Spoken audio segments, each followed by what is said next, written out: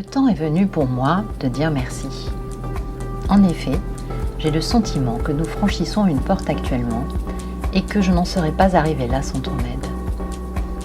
À travers toutes les âmes qui t'ont embrassé, j'ai pu moi aussi trouver mon chemin alors que j'avançais seule et dans l'ombre.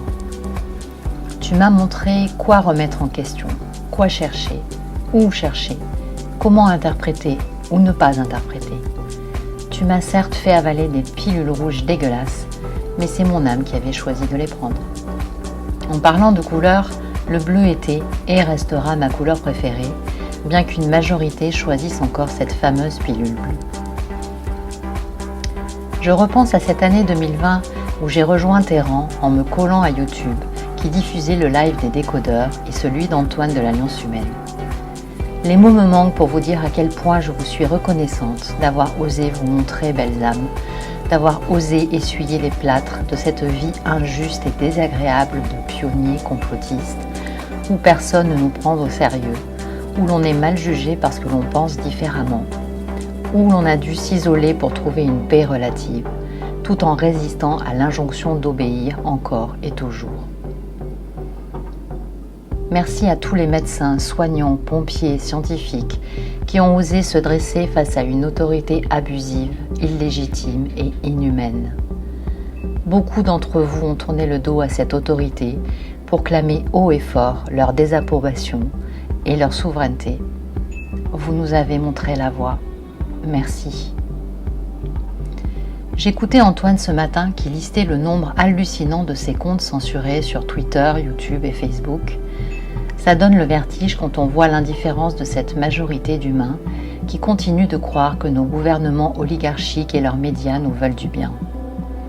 Merci André Berkoff, merci Idriss Aberkan, merci à tous les journalistes qui ont continué de faire leur taf au lieu de succomber à la tentation de rester dans la majorité confortable et dans l'inversion accusatoire.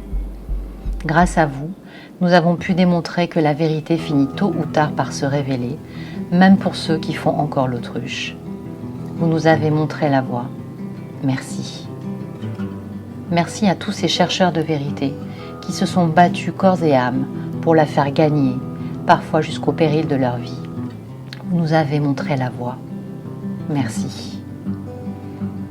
La porte que nous sommes en train de franchir me semble importante car nous allons devoir continuer d'avancer en ayant parfois pour seul repère notre propre boussole intérieure.